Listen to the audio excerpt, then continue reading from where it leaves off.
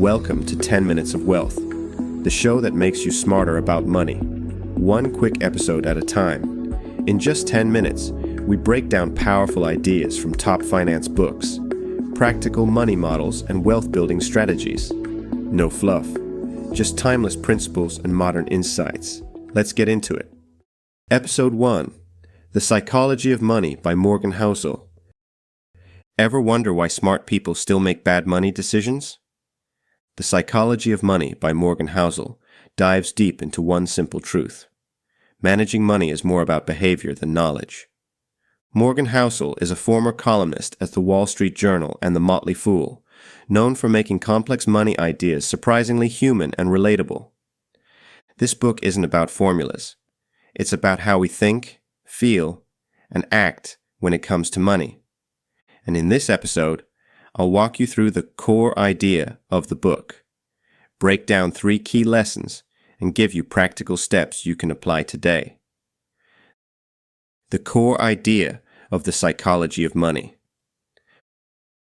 Financial success isn't driven by intelligence, it's driven by behavior. Housel argues that our decisions around money are emotional, biased, and often irrational, and that's exactly what makes this topic so fascinating. The way we earn, save, spend, and invest has more to do with our psychology than with spreadsheets. He writes, "Doing well with money has little to do with how smart you are, and a lot to do with how you behave." It's a shift in mindset. Mastering your money starts with mastering yourself. Key lesson number 1, luck and risk. Housel says, nothing is as good or as bad as it seems. Luck and risk are like twins, invisible, unpredictable, and deeply influential. Take Bill Gates, for example. He attended one of the very few high schools in America with access to a computer in the 1970s. That opportunity shaped his path. Now flip it. Another student, just as smart, might never have had that chance, and that made all the difference. The takeaway? Be humble about your own success. Don't assume everything went right because you made perfect choices. And be cautious when comparing yourself to others. Your path, and theirs, is shaped by things you can't always see. Never judge a person's financial decisions without understanding their circumstances. So, when you see someone making money, moves that seem odd or risky, ask yourself, what's their context? What's their level of luck or risk? To sum it up, success is never just about effort. It's a mix of what you did and what happened beyond your control. Stay humble, stay cautious, and remember, comparing your journey to someone else's is often comparing luck to circumstance. Key lesson number 2, saving is freedom. Most people think of saving as sacrifice, something boring or restrictive. But Housel flips that idea on its head. He says, saving is the gap between your ego and your income. And more importantly, wealth is what you don't see. Think about it. The fancy car, the designer watch, the luxury vacation, that's not wealth. That's spending. Real wealth is invisible. It's money in the bank. It's the freedom to walk away from a job you hate. It's peace of mind at night. You don't need to save for a specific reason. You save so you have options, so that in the future you can breathe. Practical takeaway. Try saving before you find a reason. Build a buffer that lets you live on your terms. Even small amounts done consistently compound into freedom. The bottom line? Saving isn't about being rich. It's about being free. Every dollar you keep is a vote for your future freedom. Even if no one else sees it, your savings are building your safety net and your power to choose.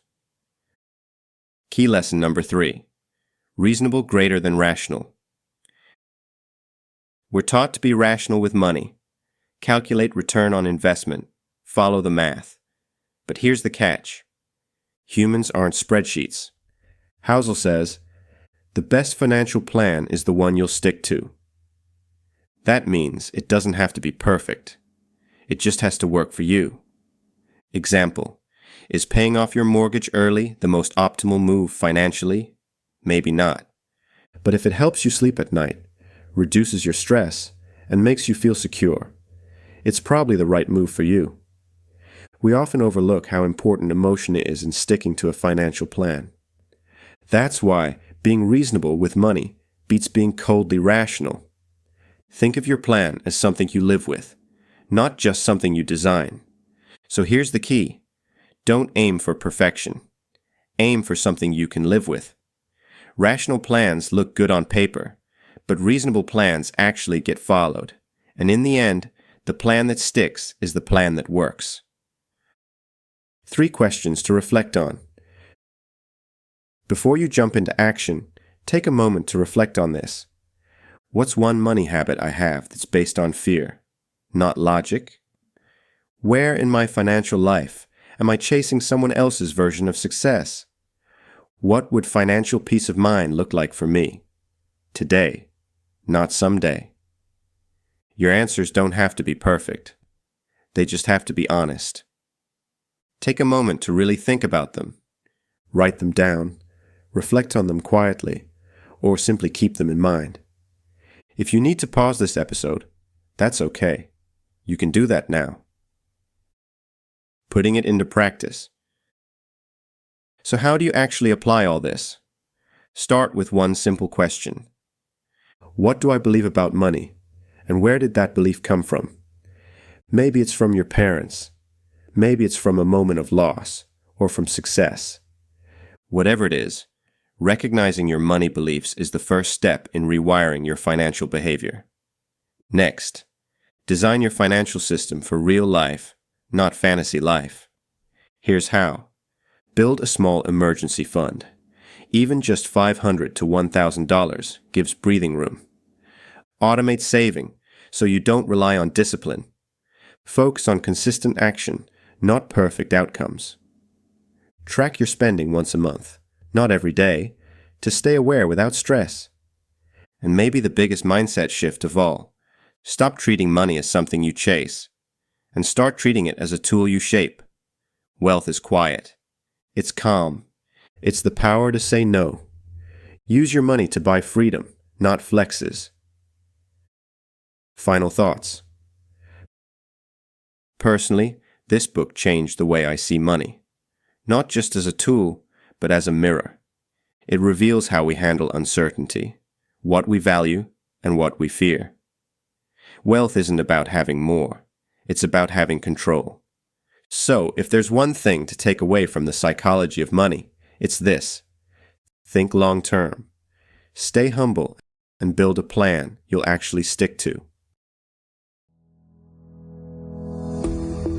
Thank you for listening. You just got smarter about money in under 10 minutes. If this episode was valuable to you, you can support us by buying a virtual coffee via the link in the description. Don't forget to subscribe, and I'll catch you in the next one.